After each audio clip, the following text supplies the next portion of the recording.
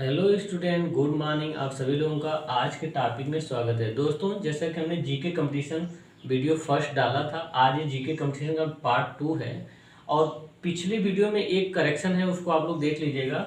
Mount Everest का ऊंचाई 8,848 आपको मैप में दिया गया एटलस के, लेकिन क्या है इसमें ये धीरे धीरे माउंट एवरेस्ट की ऊंचाई बढ़ रहा है। तो इस टाइम लगभग 8,850 मीटर है एग्जैक्ट, लेकिन ये बुकों में यही मिलता है 8,848, और मैंने नोट करा दिया था 8,448। तो इसे आप लोग करेक्शन कर लेना, 8,848 होगा। और धीरे धीरे इम्प्रूवमेंट हो रहा है इस टाइम एवरेस्ट का, या बहुत से माउंटेन हैं जिनका अपडेशन होता रहता है, तो उसमें एक होगा आपका लगभग 8,850।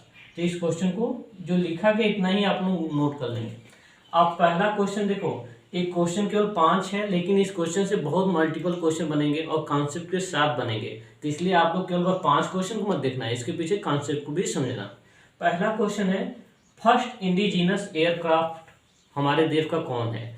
मतलब हमारे देश में दो इस टाइम एयरक्राफ्ट हैं, एक है INS विक्रमादित्य, और इस टाइम जो इंडिजीनस बना है उसका नाम है विक्रांत। अब एयरक्राफ्ट से क्या होता है, ये हमारी समुद्री पावर को बढ़ा देता है। जिस देश के पास एयरक्राफ्ट होती है तो समझो कि एक एक किले के अनुसार, किले जैसा सेनाओं का चलना होता है। एक एक एयरक्राफ्ट के साथ 20-20, 25-25 छोटे छोटे वारशिप चलते हैं। तो जिस देश के पास अगर 2 एयरक्राफ्ट हो या उससे अधिक हो तो समझो वो सुपर पावर है या महाशक्ति है।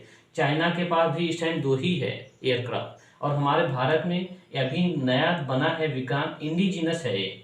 तो इसे आप लोग नोट कर लीजिएगा, फर्स्ट इंडिजिनस एयरक्राफ्ट विक्रांत है। और जो इसके पहले है INS विक्रमादित्य, वो इंडिया से में बना नहीं है, वो रसिया के द्वारा इंडिया ने खरीदा है। तो इसे आप लोग ध्यान देना, ये समुद्री ताकत को बढ़ा देता है। अगर ऐसा एक और आ जाए तो समझो कि भारत हिंद ओशियन में सबसे सुपर पावर देश बन जाएगा। उसके बाद देखो, प्रेजेंट CGI, इस टाइम जो प्रेजेंट की CGI है उनका नाम है UU मित्तल।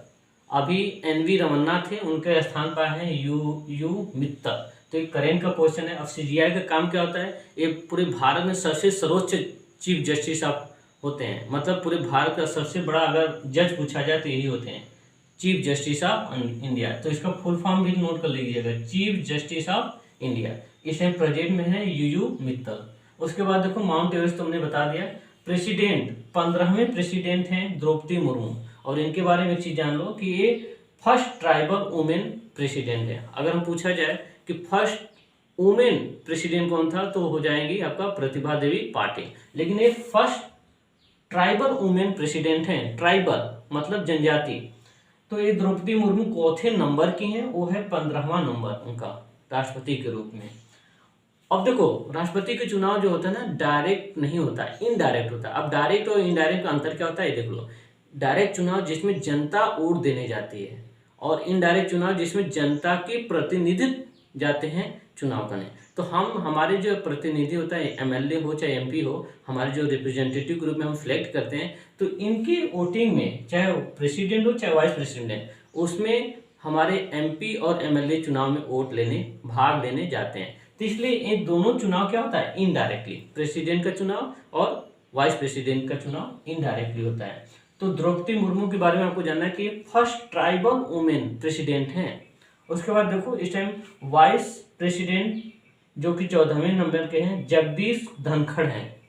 तो जगदीश धनखड़ जो है ना, वो अभी आपके वेंकैया नायडू के स्थान पे हुए हैं, और उनका नंबर है 14वें नंबर पे। तो आप जगदीश धनखड़ के बारे में भी जानो, ये वाइस प्रेसिडेंट ऑफ इंडिया हैं। और ये दोनों चुनाव इनडायरेक्टली होता है, जिसमें जनता डायरेक्ट चुनाव में नहीं जाती है, जनता के रिप्रेजेंटेटिव चुनाव करने जाते हैं।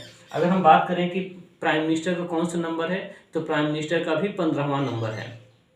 नरेंद्र मोदी 15वें प्रधानमंत्री हैं इंडिया के।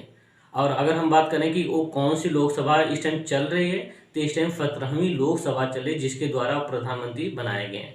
तो अगला चुनाव जो लोकसभा को होने वाला है वो 18वीं लोकसभा होगा, और उसके माध्यम से फिर एक नया प्रेसिडेंट प्राइम मिनिस्टर बनेगा।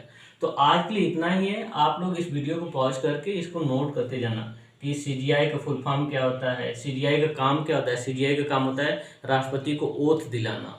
अगर राष्ट्रपति उपराष्ट्रपति नहीं हो तो CGI ही भारत का कार्यवाहक कार्यवाहक राष्ट्रपति के रूप में सीजीआई ही रहता है, तीसरे नंबर पे आता है। तो एक तरह से सीजीआई के बहुत इंपॉर्टेंट कार्य है। पूरे भारत में जस्टिस के मामले में सबसे बड़ा ऑफिसर या सबसे बड़े पदों पे बैठता है सीजीआई।